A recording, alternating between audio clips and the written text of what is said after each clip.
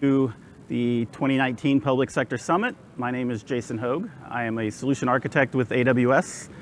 I'm also joined today by Duncan Mapes. He is the VP of Engineering at Passport. And what we're going to talk about today is not just around mobility services, but it's also how does a company scale to modernize their architecture to be able to support customers using managed and serverless services. So as we go through the agenda today, we're going to talk really about the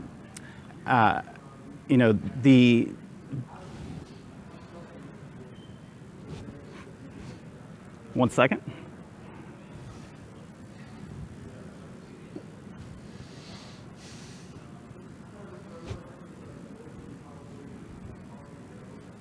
Hello.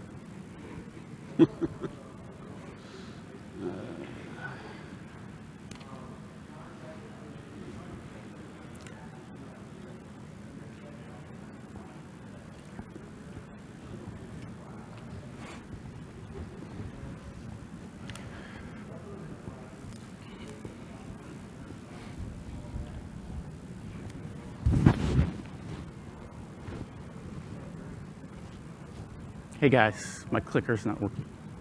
It's not changing. Okay, now it started to.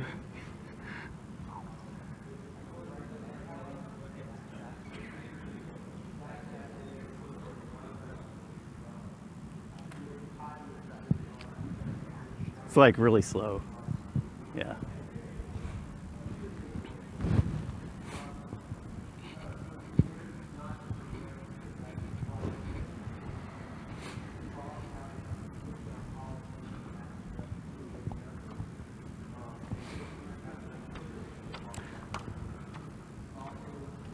Okay, sorry about that, guys. So again, this is Modernizing Architectures with AWS. So we're going to talk about, first of all, just innovation on AWS and how that can really help you innovate, iterate, and transform your applications. And then Duncan's going to go into talking about the evolution that they've gone through with their applications, talking from where they were years ago to where their target state architecture is going. Now, when it comes to how AWS helps you innovate. So it all starts with our services. We have 165 services on the platform now. I've been with AWS 4 years, and it's more than doubled since I joined. Last year, we launched 1,957 new features. If you do the calculations, I think that's roughly around 6 per day, new features that you have available to you on the platform. But what I want to really focus on here is that those new services, they help you remove that undifferentiated heavy lifting, that lifting of managing servers, managing patches, and things like that. So when Duncan talks, he's really going to talk about how they are changing their architectures to really take advantage of that so that they can scale. And more importantly, this allows you to invent new things quicker, to iterate on your current architectures, to take advantage of the AWS flexibility, the scalability, and the security of those AWS services. Passport is a public sector partner. They work with municipalities to basically apply applications to a digital world. And so Duncan's going to really be talking about how they are continuing their architecture so it can scale more rapidly to support more and more customers, more new products. At Amazon, we have this term of a flywheel. So basically, you deliver a service, more people use it, you get feedback, and then you continue to iterate on that service. And Passport has really done that as well. So I'm going to hand it over to Duncan, and he's going to talk about how they're transforming their architecture. Thank you, sir. All right. So yeah, so Passport is definitely a big partner, big fan of AWS, so we're really excited to be here. Thank you, Jason, and thank you to those in the AWS team that invited us to talk about how cool Amazon is, because it's something that we are big fanboys of and we really enjoy to leverage and also to talk about. So what is Passport? Passport is a transportation payments company at its heart. We are there to help facilitate mobility services, both in the private sector and public sector. We started as a parking company for a parking app, and it's kind of grown into a broader thing. So what I want to do is we're going to walk you through some customer use cases. Some of them are a little bit contrived. They're not exactly what happened in real life because it just helps for the narrative, and some of there's privacy concerns and things like that, but they are accurate representations of what we went through and how we made the evolution and helped to solve some of these really important problems for the transit agencies and government agencies and municipalities all over America, Canada, and United Kingdom today. So starting with first is City of Austin is kind of one of our best case studies. So Austin is obviously a big technology hub. They're a group that wants to do digital transformation. Their parking authorities really wanted to focus on making things more modern. They wanted to improve compliance, right? One of the things that parking authorities care a lot about is people not parking illegally, whether it's in a loading zone or paying for parking at the meter or those different types of things. That goes straight into reducing congestion. It's a major problem in every city. Obviously, we've been in DC for the last couple of days. We're all very aware of congestion and how it can affect our day-to-day lives. That's a big goal for a city like Austin as they're obviously growing like crazy. They want to make sure that they can manage it, make it as efficient as possible with the assets they have, the streets and sidewalks and curbs throughout the city. And streamlining the operations in general. They want to make things frictionless, right? They want to be able to flow through and provide ways to help people pay for parking or other situations, as smoothly as possible. And in general, they want to lower the costs. Everybody wants to do things more efficiently. They want to be able to push down their costs. So that was the problem. They came, we sit down with them and we say, okay, hey, this is the deal. We've got these meters. Half of them are based on change. They're just starting to roll out smart meters where they can use credit cards, but it's still slow. People, you might have 1 meter per couple blocks. They have to kind of follow the signs, and it's this weird thing. What if there was a better way? So, of course, there we go. All right, so our solution was mobile payments for parking. In our particular case for Austin, they had what we call a white label brand. So we have our own passport application. You can see the logos there. That's actually the passport branding that's on there. We have one that's just a broad, mass market app. But we also provide municipal level white labels. So they have their own brand, Park ATX, and provided them all those capabilities. Made it streamlined like crazy. They don't have to go out and take change out of the meters. They can just see a sign with a number, punch the number in, punch in their license plate, and off they go. And they're running out of time on their meter, on their digital meter. It tells them, hey, you need to move your car in the next 5 minutes. If it's somewhere that they're allowed to, because they're not allowed to do that everywhere, then they can just extend the time and pay for more time. They don't have to come out of their appointment, their doctor's appointment or job interview or whatever they're doing that they're having to park on street in a temporary parking space. Now it just provides a lot more efficiency. Also rolls into a lot of additional benefits to the to the city, not just to be able to get the info and the user has a better experience, but now it's that data. They have data on how long people are parking, all these different things. Whereas before, in a non-digital space, that took a lot of effort to try and determine. Right? You have to have people walk around, write down and log license plates and things like that, which obviously that creates a little bit of tension from time to time on that as well. So this provided a lot of benefits to us, to the market. And so Austin was excited, and this is how we solved it, right? So we solved it like any startup would, right? You start with a monolith. I mean, we've been to these talks. Obviously, I'm going to talk a little bit about serverless and microservices and all those different things, but monoliths are great too. I mean, there's a ton of great applications all over the world that are still running. I'm from financial services background. I'll tell you, the banking industry is built on monoliths, and well, monoliths and mainframes, but that's a whole other conversation. But it's not a problem. It's not a bad thing. It's a good place to start, and that's exactly where we started. We started with an initial LAMP stack. We jumped into Amazon. We did what everybody does when they first get into Amazon. Like, oh, cool, cloud. I don't have to set up my own racks anymore. This is great.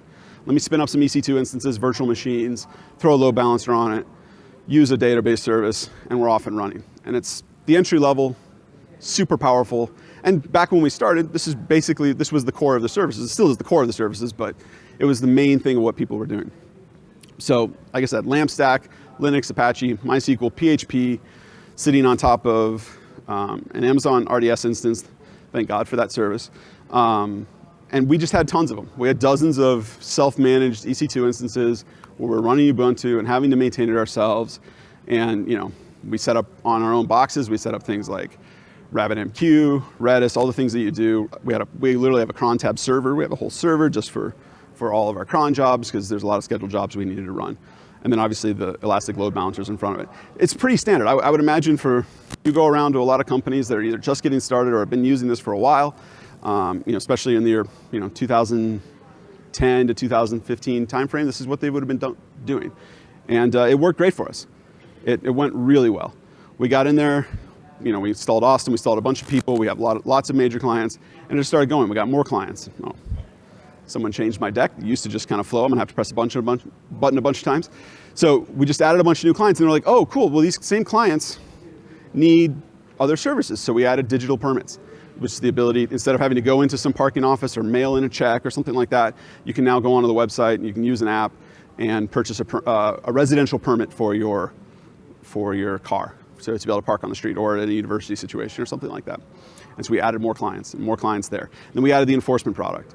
This is exactly what it sounds like. It's the ability to help the cities or universities or private operators run their enforcement of parking rights, basically. So if you park somewhere illegally, you can get a ticket. So it's our software ties into all those things. We flow the digital rights into the enforcement platform, and we say, hey, if this car is allowed to park or not. We do some pretty interesting stuff there too. So we just kept adding. Success was growth. We just kept adding more products, more traffic. We got into transit. We're like, hey, this is a very similar problem that the transit authorities are having. They've got these old, expensive, slow, break down all the time ticket machines. Why not there's got to be a better way to do that. Why don't we take the same paradigm, layer it into there, and we can write tickets or create tickets for the end user right through a mobile app. Works great. We use it in the city of Charlotte. I've used it many times. It's actually the thing. It's funny. It's one of our smaller products, but it's actually the thing a lot of people will come up and be like, oh, Pastor, this just saves me so much time. It's great. I mean, everybody loves parking, and the parking is really important, but it's funny in the different demographics where you get a lot of kind of street cred. So it's been exciting. So we do transit, and we know there's more coming. We don't know exactly what is coming, but we know that there's more coming as we add more clients and we add more products and all those different things. So LAMP stack, working great. It's going really well, growing like crazy, adding more traffic as we add new clients, and also adding more products and complexity to that system. And then all of a sudden it quickly was like, whoa, we're in trouble, right? It is too much. I don't know, for those of you that use MySQL, I don't know if you know what the join limit on tables is, but we do because we hit it. It's 61 for the record. Those of you who didn't know that, we were writing queries trying to join 61 tables together at once. And that's not as crazy as it sounds if you understood, the complexity of what we're dealing with and all the different flexibilities that we need to provide to these different operators and these different systems all living in one big monolith application. And so we got to this place and we're just like, whoa, this is working, but we can see coming down the road as we continue on this curve of adding new traffic and adding new customers and all these different things, this is not going to work indefinitely. And so we started to evolve, right? And we said, okay, we got product market fit. We're solving these problems for these cities and other agencies. This is great. We know the trajectory we're on. We have to plan for 10 years out. We have to plan for this traffic. We have to plan for all of these other systems that we want to run. So how do we do that? What are some of the steps we can take? And we started incrementally. It's that we didn't, like you said, it's any other business. For those of you that are running your own software businesses that are providing these services, you don't have time to just stop and spend a ton of money building a brand new system that the architects all love. It doesn't work. So we had to figure out ways to incrementally improve things, take off load. So the first thing we learned, this is probably the only advice piece that I'll say here. Everything else is just kind of, hey, this is what we did. But the one thing I'd say is embrace managed services. It is so worth it. It is absolutely worth it. It will save you so much time, so much money, so much heartache and headache. Anytime you can, that's the one thing that I think that we take away that's pretty universal. We had a lot of debates about a lot of things internally as we sort of designed our architecture. We had a lot of smart people with a lot of differing opinions and perspectives and backgrounds. But embrace managed services. It will save your life in a million different ways. So the way you go about do that is identify the non-proprietary services you're running today. So database. If you're running a MySQL or SQL Server or something like that, and you're not on Amazon, you're not using RDS, I feel so sorry for you, and you should stop doing that right away. You should definitely start to leverage RDS, things like that. Email sending services, queuing, cache layers, load balancers, gateways, container hosts. There's all kinds of different things. I know a lot of people love to spin up their own container systems inside of it. They have their own EC2 instances, and they spin up a container system inside of it. Just cool. You just got extra time to do stuff you don't need to do. That's fun. But for those of you that are making technology roadmap and business decisions, I really encourage you to leverage what Amazon is providing. It's super valuable. They've got a great, knowledgeable team that'll be happy to walk you through exactly how to use it if you don't kind of understand it and need some extra help. But that's one of the main things that we did. It started to help a lot. So where do we? Oh yeah, check if they provide a managed solution out of the box. They probably do. A lot of these things that you're doing that aren't proprietary, they're not special to you. They're the same type of task that needs to happen over and over again. There's probably a managed service for it because it's just the way that what they're trying to do. As he says, they have 165 different services. They're launching new things all the time. Migration is also usually pretty straightforward. Especially, we'll talk about some specific ones. These are basically lift and lay. There's not a lot of refactor necessary. It's pretty straightforward. You just kind of say, instead of sending the traffic into here, you send it into here. It's not always that easy, but often it can be. So again, some of our use cases. RabbitMQ. We built out our own RabbitMQ servers for systems that we had guaranteed delivery and all those different things that we needed to make sure. We also did it for performance reasons so that we could give a response back without having to process all the downstream things, that type of stuff. Became one of our more difficult things operationally. It actually was a challenge for us to maintain and get the stability that we were looking for. We kind of had to constantly be tuning it, and it used a lot of resources. Switching over to SQS, very, very basic, very, very simple. It's a serverless technology from a client standpoint. Provides a lot of scale and just high availability and all those things right away.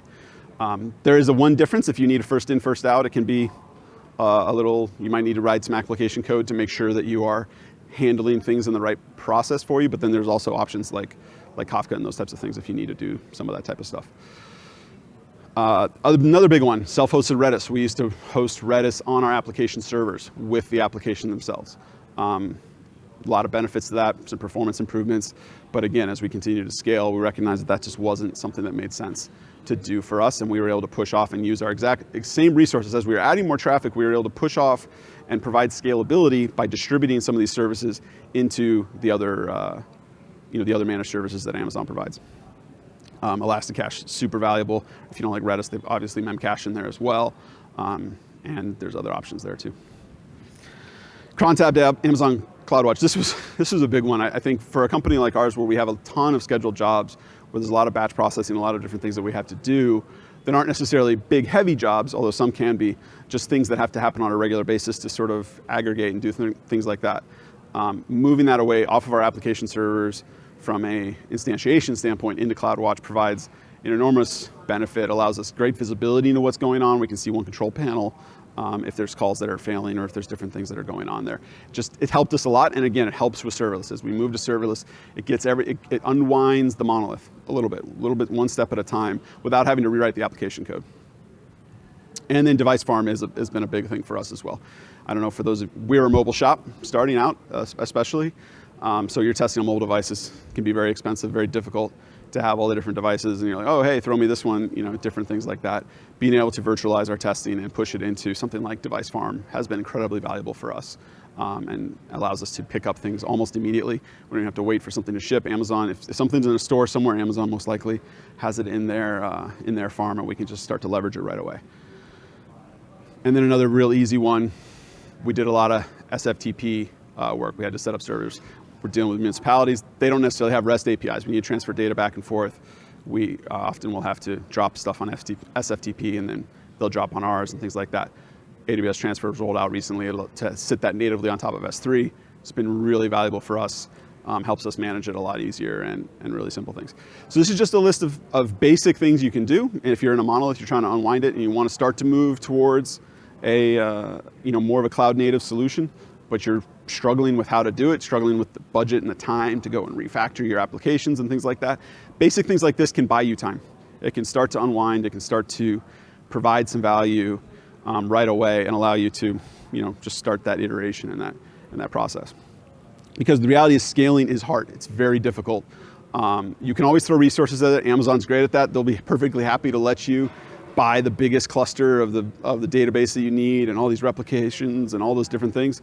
And you can sink hundreds of thousands of dollars a month into database costs. That's definitely an option.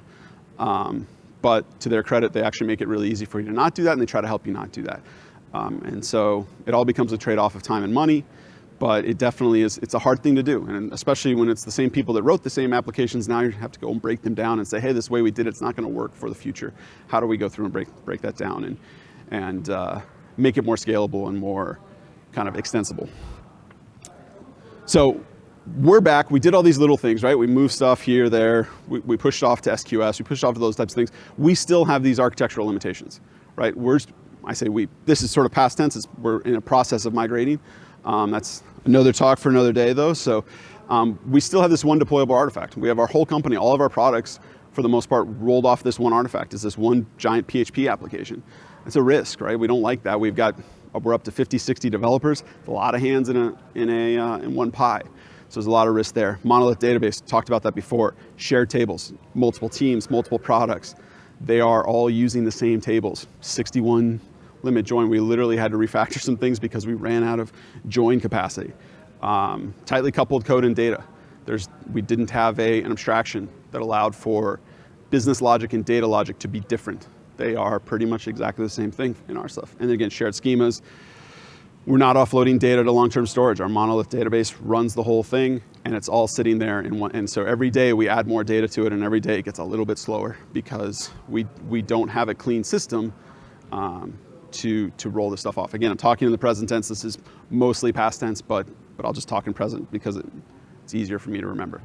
But so that's a challenge. And also for us, being in transportation and very heavily tied to commuting, we have very cyclical demand. It can be really challenging because we spike at 8 in the morning on the East Coast, and then basically 8 in the morning through each time zone, so every hour up till 11, I guess. And that can be really challenging because in between the rush hour times, our traffic goes down to very, very low. And managing through that is obviously easy enough, we can have enough capacity, but the problem is the spikes keep getting higher and higher. And so it's just working through that and making sure that we don't, lock up in that stage is something that we just have a limitation. We're not set up to do the auto scale out. We can obviously add more servers, we can add additional database capacity, but it's not instantaneous. And the database stuff in particular can be really challenging. So what I want to do now is I'll walk you through some of those. So I just mentioned architecture is kind of tough. Walk you through specific use cases. So we talked about Park ATX, got a few more. We'll walk through and like, hey, these are the challenges that this particular situation exists and this presents, and this is potentially how it would be a problem in our existing system, right? So Park ATX, we roll out that first app, everything's great, super easy. Maybe it's 2,000 parking spaces, easy breezy. Like we can just do that with a couple of servers and a database, no big deal. You start getting into hundreds of cities. We're approaching nearly 1,000 different cities and operators. More complex rate structures and zones. You guys have absolutely no idea how complicated parking is. You think it's this really basic thing, like I pay 30 cents a minute or 30 cents an hour or something like that for parking. It is so complicated under the covers. Like we present this really clean pricing thing, but you wouldn't believe all the different statutes and nobody does it the same, and it's just nuts. So actually the processing power required to calculate your rate in real time is not insignificant when you think about those types of calls. When you're like getting, hey, what's the price in an e-commerce situation? That's a pretty easy thing to calculate. You got it right away. This, we have to check all these different rules and all this different logic, and as that just presents challenges as you scale out. Multi-app interactions.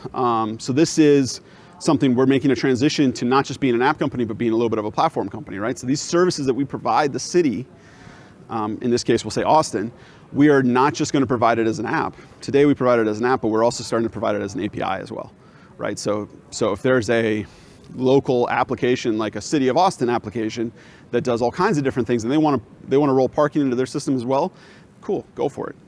You have some other transportation providers, maybe a mapping company or something like that. They want to roll parking into their stuff, cool, go for it.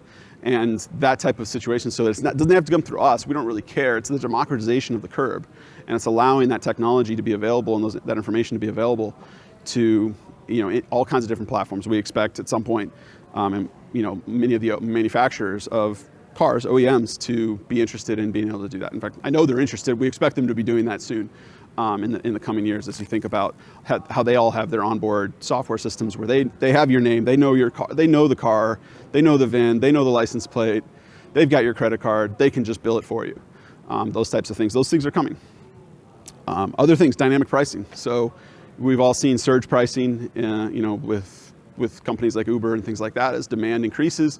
I know tolling here in DC, they've got the dynamic pricing on the toll road based upon the traffic levels. We see that coming for parking as well, and the things like that. So providing that type of real-time calculation of understanding what the real-time inventory on the road is and how to adjust the pricing on the fly for that.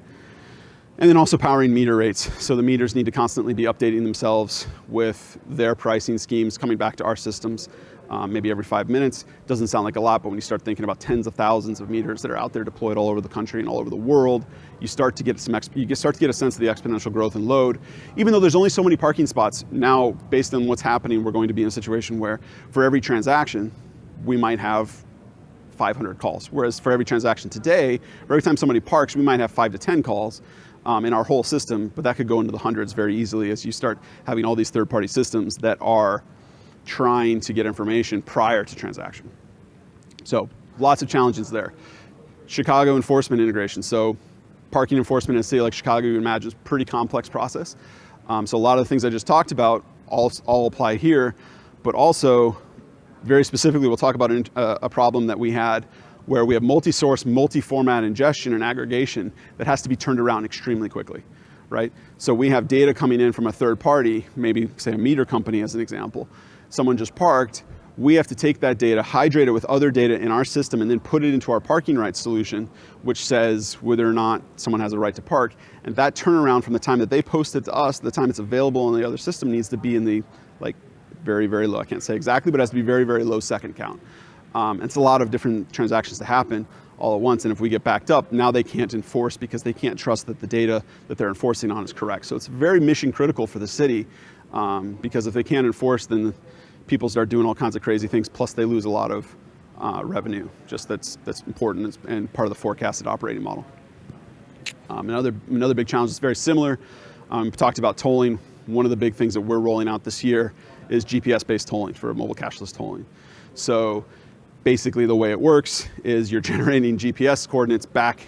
You're saying, hey, my car is coming from my phone, sending GPS coordinates back to the system. The system is ingesting those GPS coordinates in real time and determining, are you on a toll road? And is this part of a new session? Are you starting a session? Is this part of an existing session? Or are you ending a session because you've just driven off a toll road? It's an enormous amount of data that's coming in that, again, needs to be processed and analyzed in real time. And it needs to be able to scale up rapidly, very quickly, based on utilization as, again, rush hour, things like that. There's also, as part of the IoT piece, lots of sensor data. Talked about meters needing to call up the sensors, sending information about, what car is parked here, all those different types of things. And then again, connected cars we expect. It's one of the things we talked through. This is the type of platform that they'll be hitting regularly, looking for information about parking and tolling and those types of things. And the last little one, again, is a similar dynamic. Micromobility is a big thing in the space today. For those of you who are working with cities, it's top of mind from a mobility standpoint for them. How do we deal with all the scooters and bikes that these wonderfully innovative companies are dropping on their curbs? And so we are part of a pilot. We actually helped drive the case for a pilot with the city of Charlotte, Salt Lake City, and Omaha to work with Bird and Lime and Spin and some others to, hey, what would it look like to have this private-public partnership where the data is flowing into our system, we're providing usability data up into the city, and then put some compliance rules in place and that we can analyze in real time, provide dashboards that can go back to the parking operators and things like that, and all kinds of stuff we don't know about, right? Like, it's this brand new thing. The companies are a year or two old. The city's trying to react to it without shutting it down. They're trying to not overreact to it and be negative about it and allow for innovation, but at the same time, work through that. So a lot of data coming in, a lot of real-time analysis. You start to see some kind of common themes there.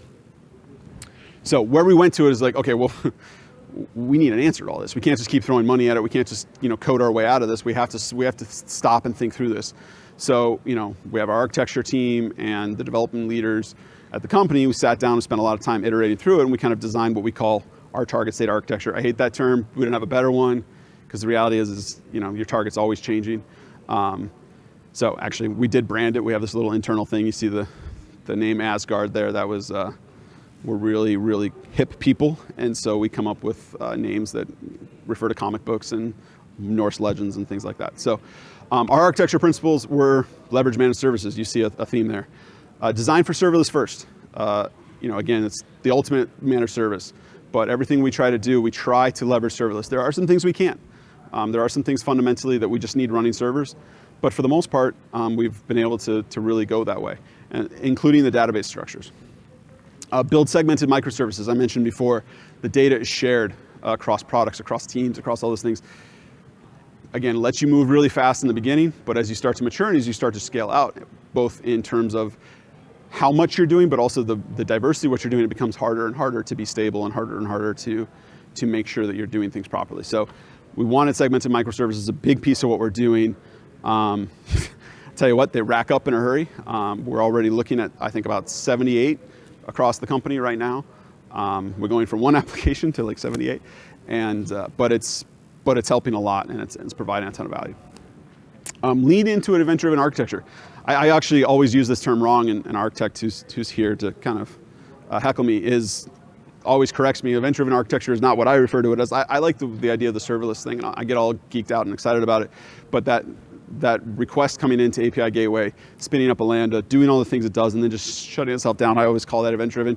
Obviously, event-driven means other things as well. But that's definitely, we want to lean into that, and it's kind of tied into the serverless aspects. Making data a global asset, which is that's more of a maturity thing than it is a technology choice or any sort of architectural principle, or it's an architectural principle, but not really a coding thing. It has to do with just make the assumption that all the data is going to flow together at some point. So your keys and all that type of stuff, make sure that they're unique across your whole ecosystem. And so there's some data management and things like that. Follow a zero trust security model. We really take a cue from Amazon here, where we really try to just assume everything's on the internet and have all of our systems be secured accordingly. And then strive for centralized deployment.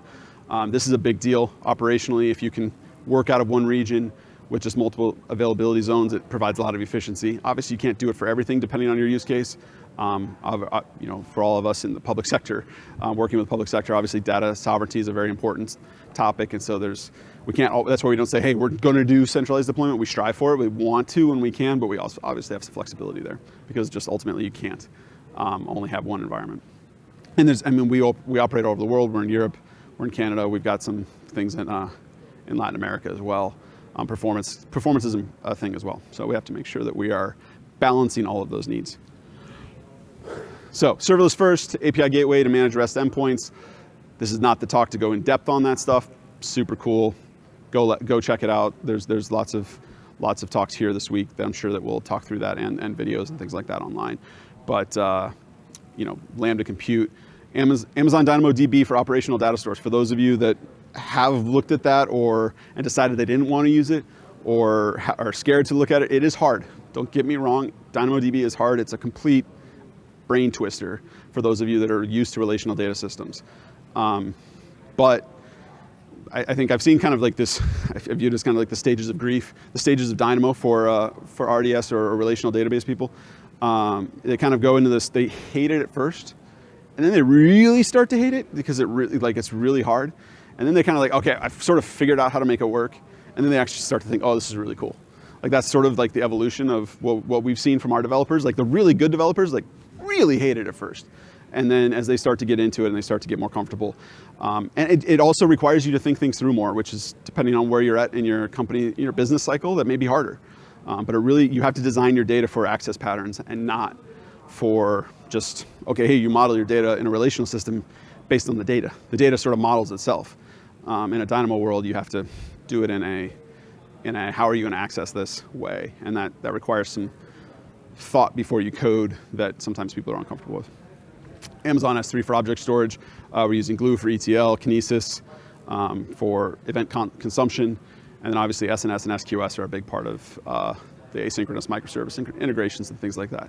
This has been one of the biggest thrusts of what we're doing. It is empowering enormous amounts of scale and flexibility into our system.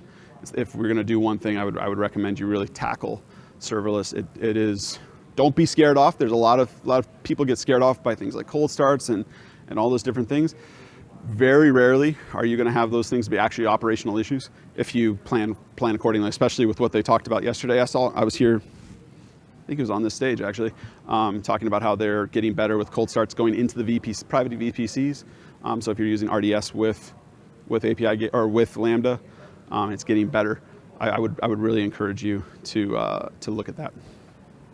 Segmented microservices, this is all very much kind of tied exactly to using a Lambda API, API gateway with Lambda.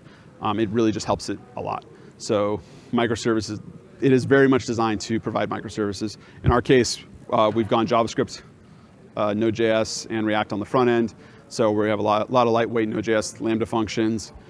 We use CloudWatch for warming to help prevent cold starts. That's a big part of, there's some operational tuning that you can do, but it does help that. Custom authorizers drives our security model we talked about. Separate isolated DynamoDB tables. So each table, each Dynamo instance is tied to that microservice. The IAM settings allow, or the IAM policies allow for those connections, and really provides a great segmentation.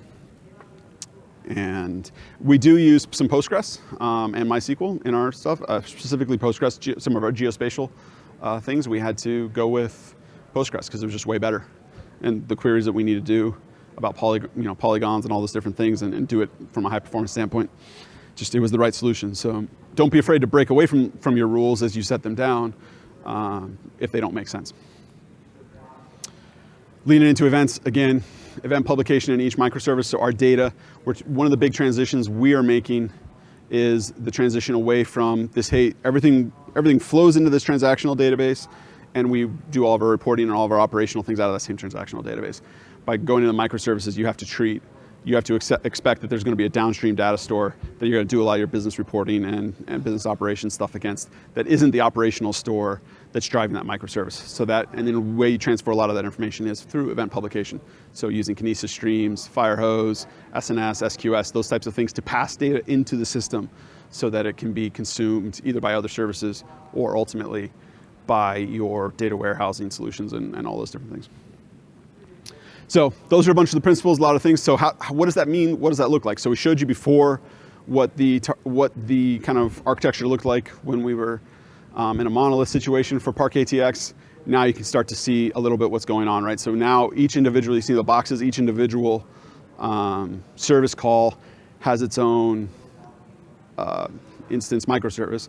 So you see up on the top you see rates, on the bottom you see zones. Those are kind of our big key services. Hey, where are the zones? Where can I park? What's the rate? So you see it's going into API gateway, hitting a Lambda. That Lambda is then pushing off a call into SNS. Hey, somebody just asked for a rate for this zone at this time for this type of thing. Goes into Dynamo, pulls that information as is needed, and passes it back up into the system. Also dumps down those events into Kinesis for however they might be used. The cool thing is the service doesn't need to know how it's going to be used. It just puts it there, and if some other service needs it, it hooks it in and pulls it in. Same thing with zones, same kind of concept. So it's actually, it doesn't look that different, but it's fundamentally very, very different, and it's breaking out into different systems. So again, instead of one deployable artifact, you're seeing two. In reality, to power those apps, I think it's like 17, 20-ish app, just to power that one app now instead of one application. Chicago, we talked about, we're ingesting things from meters, we're ingesting things from the cell phone, mobile transactions, all kinds of different places. Same kind of concept, except we have to transform all that data, right? So it goes to the API gateway, drops in the Lambda. Lambda does some stuff with it, throws it in the queue because we have to make sure that there's all these different things. For one, it has to get there. So if something gets tied up and gets slow, we can't have it get holding up the show too much. So then it goes into Lambda and it can be populated out. So this is just another instance of using the simple queue service before you go through everything in order to help make sure that you have that ensured deliverability. Same thing again, we provide, this is just kind of a straight through of seeing how the data flows into our lake, goes in through the gateway into Lambda, into Dynamo, down into the streams, and we use S3 as our data lake solution. So another target state application, is the tolling system. So we talked about, hey, all this data is going to be dumped either from the car or from the phone with GPS events. So I've got a license plate and I've got a GPS event. Is this person on a road? Is this person on a toll road? Are they already in a trip? Do we just need to append this to a trip? Or do we need to cancel a trip or end a trip as a result of this? So we take it in through the gateway, we drop it into Lambda, we throw it in Kinesis just so we know that it's there, and anything else that needs to react to that GPS event. Maybe there's some sort of security thing, who knows what's going on. We put it in a Dynamo, and then we put it in the simple notification service that spins up another Lambda to say, hey, make sure you process these things through. So we process it, put it in a Dynamo so it's very easily accessible and very, at a high availability and high performance. And then we spin up another service that checks the geo service. So we have it's a third service that looks at, okay, cool, hey, where are the roads that we care about? Where are the tolling points we care about? Do we need to append this to thing? And all that logic lives in that secondary Lambda that you see kind of there in the bottom right corner. Very similar concept. You start to see a lot of patterns start to emerge here. API gateway, AWS Lambda, rolling through. We drop into SNS and Kinesis because right now all we're doing is ingesting. This is the event-driven stuff. All we're doing is ingesting. We don't need to act on any of this data at this point. We just say, bring it in, populate a SNS so it can go out, and if there's any services that are subscribed to it, great, go and do that. Put it in a Kinesis so we can report on it. That's all we're doing with it today, and that's kind of where we hope to go with it. So hopefully this is useful stuff. The goal, again, of this talk is just kind of help you guys understand a little bit of how you can take some of those applications, give you some specific use cases, how you would run through, decomposing your large system as you kind of like, okay, cool, we're on the cloud, but we really still operate like we're co-load, like we really still operate like it's a server in our closet. We haven't really changed the way we operate. What does it mean to be cloud native? What does it mean to do those things? And then what are some practical steps you can take to actually move toward that, as opposed to, okay, cool, we're going to rewrite everything serverless. It's like, that's great, and that's worth doing, but it's not always that easy. And, my role is like, I'm a technologist first, but then a manager, and it's trying to figure out how do we balance those things. And so this has been kind of how we're going about it. Hopefully it's helpful for you. If you guys have any questions about it, I'd be happy to answer afterwards, and hopefully you got some out of this. So thank you.